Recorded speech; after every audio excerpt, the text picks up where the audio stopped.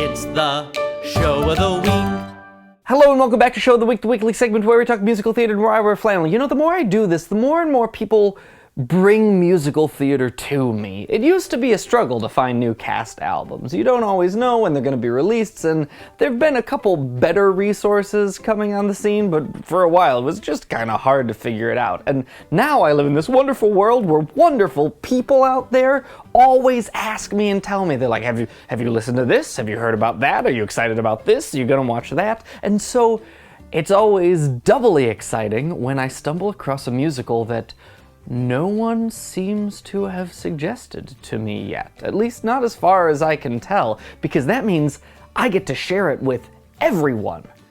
That's this week's Show of the Week, and it's called Be More Chill. Be More Chill premiered at the New River Theater last summer in New Jersey, and the soundtrack's been out for a couple months now. It's got music and lyrics by Joe Iconis, whose name you may recognize if you've ever listened to any cabaret song coming out of New York in maybe the past, I don't know, ever. Through a lot of the first songs and from a lot of the description, at the beginning, Be More Chill just felt to me kind of like Jason Robert Brown's 13, but in high school now. You know, a little more mature, a little more dirty, but all about the, you know, those teen angst kind of young adult feelings that seem to be in vogue nowadays. But then the show takes a really interesting sci-fi turn. Jeremy, the show's protagonist, is struggling with his nerdy existence in high school and is somewhat peer pressured into taking a new sci-fi-lific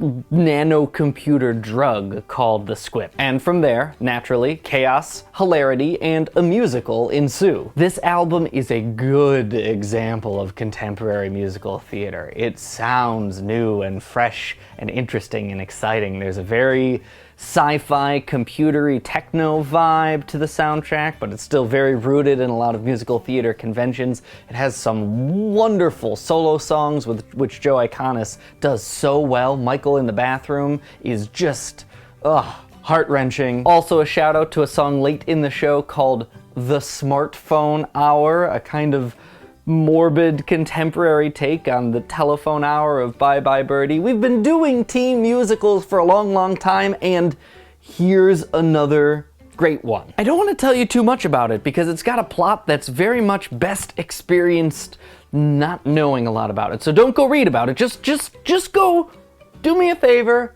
Go listen to Be More Chill today, or tomorrow, or the next day, or it's the show of the week. Listen to it this week, because it's the show of the week, and that's what we do. We listen to the show of the week in this week, right? Yes? Cool? Great. Bye! And then if you're done with Be More Chill and you want more Joe Iconis, go listen to Things to Ruin. It's just a bunch of trunk songs of his, but man, they're great. Just great. Holy cow.